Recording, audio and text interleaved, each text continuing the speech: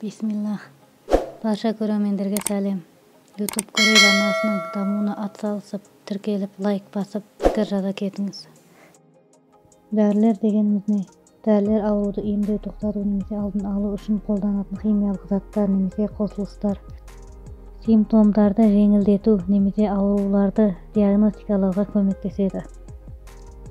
Қазіргі уақытта дәрі-дәрмектер әртүрлі көздерден келеді. Көбісі табиғатта кездесетін заттарды өсімдіктерден алынады.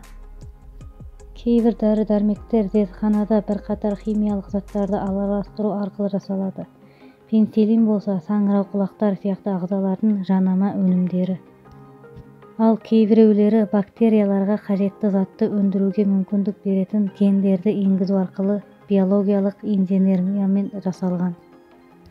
Дәрі-дәрмектерді қабылдау туралы ойлағанда біз таблеткаларды жиі еске аламыз. Бірақ дәрі-дәрмектерді көптеген жолдармен жеткізуге болады. Мысалы, жұтылатын сұйықтықтар, құлаққа немесе көзге салынған тамшылар. Дәрілердің әртүрлі түрлері.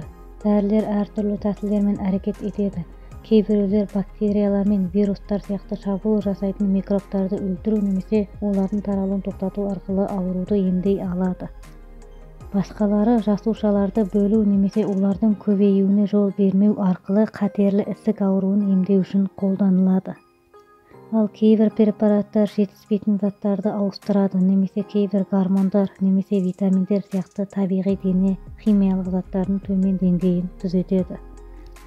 Дәрілер тіпті дене процесін бақылайтын жүйке жүйесінің бөліктеріне әсер етуі мүмкін. Антибиотик дәрілер бактериялық инфекциялармен күреседі. Сіздің дәрігеріңіз жұлдыру немесе құлақ инфекциясы сияқты антибиотиктерді тағайындауы мүмкін.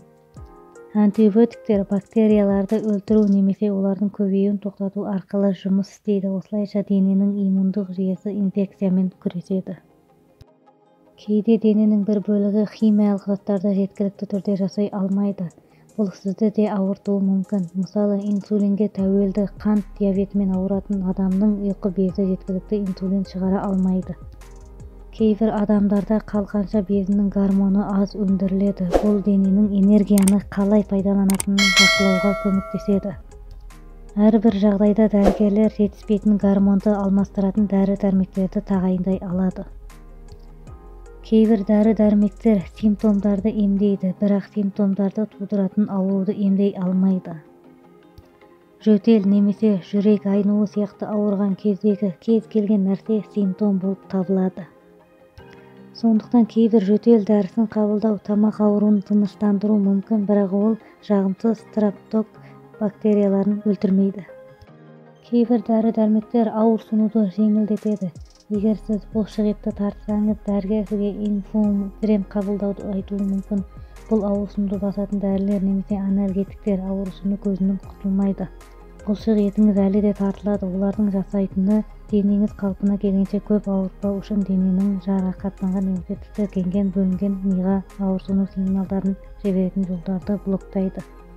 Басқаша айтқанда, олар мидың ауырсыну сигналын оқуына әсер етеді. Адамдар қартайған сайын созылмалы немесе ұзақ мерзімді науқастарды өршиді. Дәрілер жоғары қан қысымы немесе жоғары холестерин сияқты нәрселерді бақылауға көмектеседі. Бұл препараттар негізгі мәселені емдемейді, бірақ олар уақыт өте келе оның кейбір дене зиянды әсерлерін болдырмауға көмектеседі. Ең маңызды дәрілердің қатарына иммунизация немесе вакциналар жатады. Бұл иммундау немесе денені кейбір жұқпалы аурулардан қорғау арқылы адамдарды бірінші кезекте аурудан сақтайды. Вакциналар әдетте белгілі бір микробқа немесе өзгертілген немесе өлтірілген микробтарға ұқсайтын агенттің аз мөлшерін қамтиды.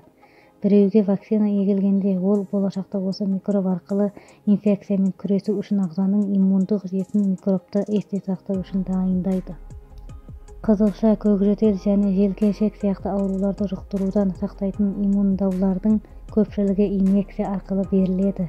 Бірақ олар алдын алатын аурулар өте ауыр болуы мүмкін және атудың уақытша ыңғайсыздығынан әлдеқайда ұзағырақ белгілерді тудыруы мүмкін.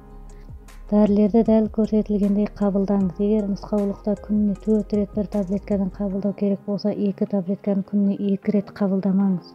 Бұл бірдей емес. Дары-дәрмектің көлік жүргізу немесе мектепке дейін шоғырландыру сияқты күнделікті тапсырмаларға әсер етуі мүмкін екенін сұраңыз. Ұсынылған көп дәрі қабылдамаңыз. Бұл сізді тезірек емдеуге немесе тезірек жақсы сезінуге мүмкіндік бермейді. Шын мәнінде дәрі-дәрмектің артық дозалануы сізге ауру әкелуі мүмкін. Әрқашан дәрігердің немесе фармацевттің нұсқауларын орындаңыз. Мысалы, ол сізге дәрі-дәрмекті тамақпен бірге қабылдауды емес, аш қарынға ұсынуы мүмкін. Жедел әрі асқазанға ауыр болмау сыну үшін.